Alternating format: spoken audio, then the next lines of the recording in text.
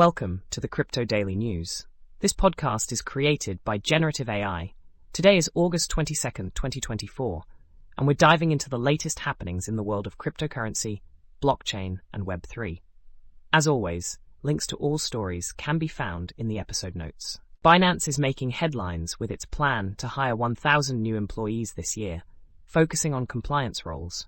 This comes after a hefty $4.3 billion penalty due to a plea deal with US authorities. CEO Richard Teng, who has a regulatory background, is steering Binance towards a more compliant future. The company is ramping up its compliance workforce and spending, which has already surpassed $200 million annually. Despite these challenges, Binance is not considering an IPO, as Teng believes in the company's strong financial position. In other news, Aave has launched its V3 on the Era Mainnet, integrating zk Sync technology to enhance transaction efficiency and security. This move is expected to boost liquidity and attract a broader user base. Aave's collaboration with zk Sync marks a significant step in DeFi scalability and institutional adoption, paving the way for privacy-focused applications. The Story blockchain project is evolving into a purpose-built Layer 1 solution, addressing intellectual property ownership and monetization challenges.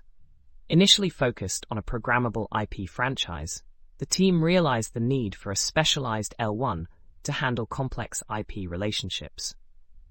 This new infrastructure aims to streamline licensing and revenue sharing for creators, highlighting the importance of tailored blockchain solutions. Alliance DAO is supporting Web3 founders through its accelerator program, selecting the top 1% of applicants for mentorship. The organization is also vocal against regulatory measures like the Digital Assets Regulation Act in Illinois, which they argue could harm the crypto industry.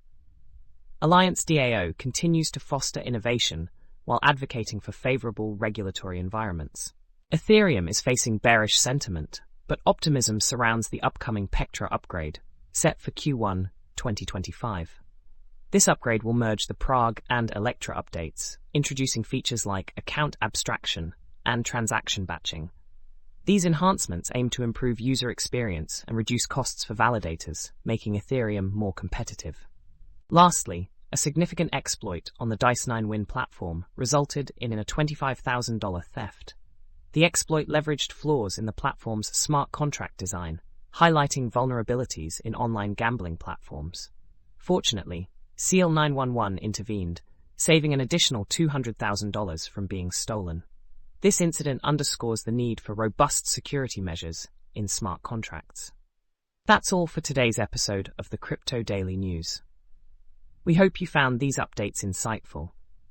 Don't forget to check the episode notes for links to all the stories we've covered. Join us again tomorrow for more news from the world of cryptocurrency and blockchain. Stay informed and stay secure.